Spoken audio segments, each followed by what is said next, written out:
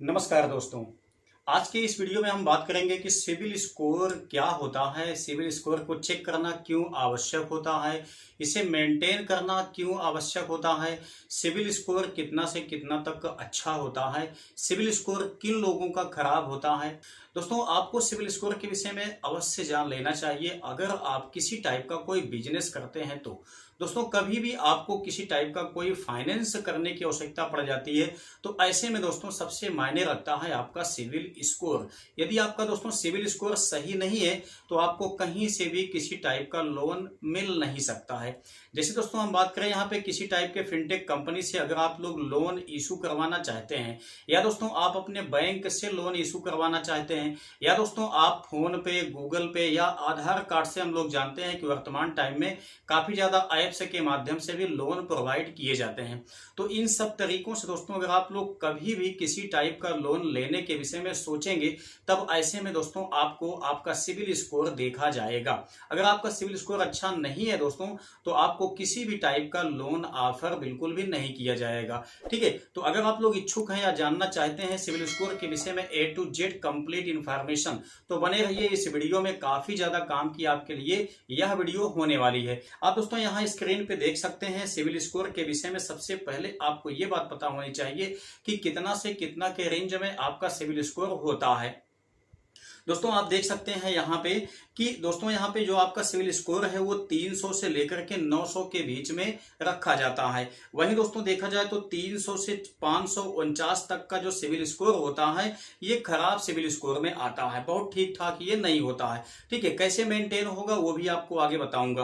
अब दोस्तों 550 से लेकर के 649 तक का जो सिविल स्कोर है या दोस्तों एवरेज में आता है। ठीक है, वहीं दोस्तों आपका 650 से लेकर के 750 तक का जो सिविल स्कोर है ये आपका एक अच्छा स्कोर माना जाता है। ठीक है, लेकिन 750 से दोस्तों आगे 900 तक का अगर आपका सिविल स्कोर है तो ये सबसे बेटर सिविल स्कोर माना जाता है। अगर आपका दोस्तों यहाँ पे 750 से लेकर के 900 तक का सिविल स्कोर है तो आपको दोस्तों कहीं पर भी किसी टाइप के लोन की आवश्यकता होगी तो कोई भी कंपनी आपको दोस्तों कभी मना नहीं करेगी, आसानी से आपका लोन अप्रूवल कर देगी। ठीक है, अब दोस्तों एक बात आप यहाँ पे ये जान लीजिए कि ये जो सिविल स्कोर होता है खराब कैसे होता है लोगों का।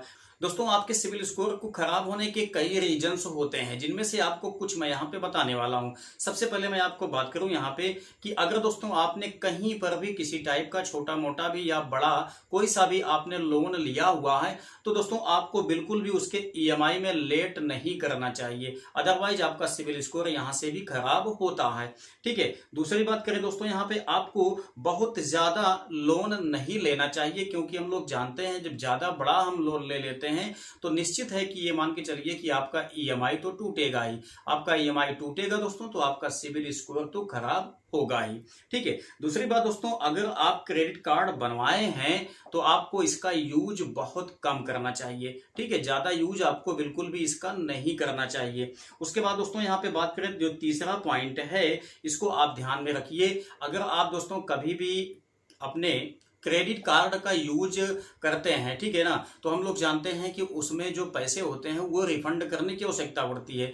तो काफी ऐसे लोग होते हैं जो कि न्यूनतम बैलेंस उसमें जमा करते हैं, तो आप ऐसा कभी भी मत कीजिए, नहीं तो इससे भी आपका दोस्तों सिविल स्कोर खराब होता है। उसके बाद चौथे पॉइंट की बात करें तो ये आपके लिए काफी ज्यादा मायने रखता है, क्योंकि दोस्तों क्या होता है कि जो बैंक होती हैं वो कभी कभी आपके सिविल स्कोर की गलत जानकारी भेज देती हैं, या दोस्तों जो आपका रिकॉर्ड है वो कभी कभी वो अपडेट नहीं करते हैं, तो इससे भी आपका सिविल स्कोर खराब होता है। हालांकि इसमें आपकी कोई गलती नहीं होती है, इसमें दोस्तों बैंक की गलती या लापरवाही होती है, जिसकी वजह से निश्चित ही ये नुकसान आपको झेलना पड़ता है। तो आपको अपने बैंक से भी इस चीज के लिए बात कर लेना चाहिए कि वो आपके सिविल स्कोर को सही तरीके से टाइम टाइम पे अपडेट करते रहें। उसके बाद दोस्तों पांचवा नंबर की बात किया जाए तो आपका जो सिविल स्कोर होता है एक बहुत विशेष रीजन खराब हो जाता है। वो क्या चीज है समझिए। यदि आप किसी दूसरी पार्टी के लोन का गारंटर बनते हैं दोस्तों तो पार्टी से किसी तरह का लोन डिफॉल्ट होता है तो निश्चित ही इससे आपकी क्रेडिट पे प्रभाव पड़ता है। ठीक है, तो कभी भी आप गारंटर बने तो ऐसे लोगों का बिल्कुल भी मत बने जो कि ईएमआई चुकाने में देरी करते हैं या लापरवाही करते हैं, ठीक है, नहीं तो आपका भी यहाँ पे क्रेडिट खराब होगा। उसके बाद दोस्तों बात करें यहाँ पे तो कम अवधि के लिए लोन अगर आप लेते हैं तो इससे भी आपका सिविल स्कोर खराब होता है। दोस्तों अगर आप कम अवधि के लिए लोन लेंगे तो निश्चित ये बात होगी कि आप ईएमआई टाइम से पे नहीं कर पाएंगे, ठीक है। तो काफी ज्यादा मायने रखता है कि ईएमआई को टाइम से पे करें। ईएमआई को टाइम से पे करने के लिए ही दोस्तों यहाँ पे कई टाइप की सावधानियां बरती जाती हैं। तो अब हम आपको बताते हैं यहाँ पे कि अगर आपने अपना सिविल स्कोर खराब कर लिया है तो कैसे उसको इम्प्रूव आप कर सकते हैं, ठीक है, या कौन सी बातों को आपको ध्यान रखना है जिससे कि आपका सिविल स्कोर हमेशा मेंटेन रहे। जो मैंने आपको बताया वो तो खराब होने के चांसेस हैं, हालांकि आप यहाँ पे उसका अपोजिट मतलब भी निकाल सकते हैं कि आपका सिविल स्कोर जो है वो इम्प्रूव हो सकता है। लेकिन कुछ और भी सावधानियां हैं वो मैं आपको बताता हूं। दोस्तों सबसे बड़ी बात यहाँ पे ये होती है कि आपको अपना जो ईएमआई होता है उसे बिल्कुल भी लेट नहीं करना चाहिए, जो हमने आपको बताया, ठीक है। अच्छा, उसके बाद हम बात करते हैं यहाँ पे कुछ और भी पॉइंट पे। जैसे दोस्तों आपको बताएं कि लोन जो होता है उसकी बकाया राशि की जो मेच्योरिटी की अवधि होती है उसके पहले पहले अगर आप जमा कर देते हैं तो आपका क्रेडिट हमेशा मेंटेन रहता है, ठीक है। अच्छा दोस्तों एक बात और भी आप जान लीजिए कि अगर किसी कारणवश आपके लोन का जो आवेदन है वो बार बार रिजेक्ट हो जाता है ना, तो आपको ज्यादा कोशिश बिल्कुल भी नहीं करना चाहिए। इससे नुकसान क्या होता है दोस्तों कि अगर आप अन्य किसी कंपनी में या अन्य किसी बैंक में दोस्तों जब लोन अप्रूवल करवाने जाते हैं तो वो जो आपका रिकॉर्ड है जो बार बार आपका रिजेक्ट हुआ था वहां पे अप्रूवल, वो दोस्तों आपका यहाँ पे दर्ज होता रहता है, रिकॉर्ड आपका बनता रहता है।